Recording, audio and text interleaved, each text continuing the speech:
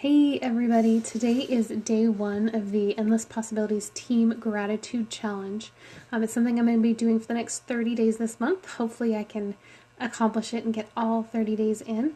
I just wanted to let you know I'm going to be talking very briefly about today being National Cook for Your Pet Day. But before I begin, I just want to share three things that I am grateful for. Of course, number one, I'm grateful for the fact that I am just extremely super blessed. I just hit my 3-year mark with the company I'm with, and I had been reflecting and looking back on the last 3 years, and there have been some ups and downs, including losing my 2 Great Danes during that time frame, which got me started in my business, which was definitely the down. But I did also come up with some amazing things. You can check out my post from today if you're interested in learning the positives of all of that. But I'm grateful for the blessings that I have and the blessings I've received over the last 3 years. And some of which, of course, are the blessing of having my awesome Great Danes whose memories are always going to be sticking with me. And I'm going to be constantly reflecting and thinking about them with every pet that I help with my business. Not only the blessing of having them in my life, but also having some amazing kids that I have been able to raise and stay at home because I have this awesome job helping pets with better nutrition and better health. I'm also grateful for having a really great experience today with, unfortunately, I have a sick kid at home. But it made me really grateful for the fact that on those days when everybody's healthy and everybody's doing well, I can really think how blessed that we are when we are healthy. And I know that, of course, they'll get better and they won't be sick after a while, hopefully. But it's really a great blessing to have health and to be a healthy person and have family members that are always healthy. So I'm grateful for those. So I want to talk to you really briefly about the good old National Cook for Your Pet Day.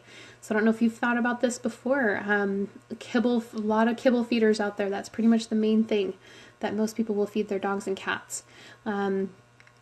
Most of the time, you can think of kibble as feeding kibble and only kibble for your pet's life as the equivalent of about us going out to a fast food restaurant every day, every meal for our whole life.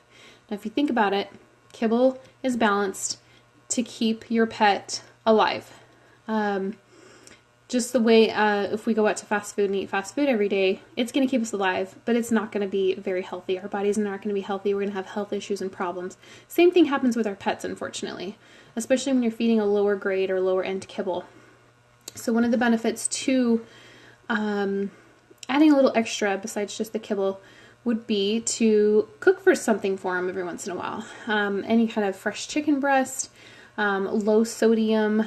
Don't sprinkle on salt and pepper. You can add seasonings, no salt and pepper, to maybe some kind of pork or beef, depending on your preference and your pet's preference.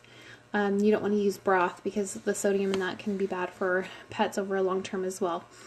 Another fun thing is adding fresh veggies to your pet's bowl and just throwing in a few different things for them in addition to the kibble. You can also add yogurt, which if you get the unflavored plain yogurt with live and active cultures is really great for their digestive system, gives them a great probiotics, and you can also throw in a few berries. There are multiple things dogs can't eat that are not good for them, so you'll have to take a look online. You can easily find that at a few, and doing a Google search, of course. But the great ones are some fresh veggies and some meat. There's main protein source. Bacon's not really good, of course, because it's super high in sodium, as well as preservatives, which aren't good for pets or our own bodies, as a matter of fact, even though it tastes delicious. That's, of course, in excess. You can give them a little table scrap of bacon every once in a while. But if you don't like to throw extra fresh things in your pet's bowl, we actually have our amazing Paw Paring Superfood Seasoning. That is freeze-dried meat protein source with a bunch of superfoods such as potatoes, kale, carrots, apples, spinach, pomegranates, etc. You just sprinkle that right on top of your kibble and it gives them a different flavor and different variety.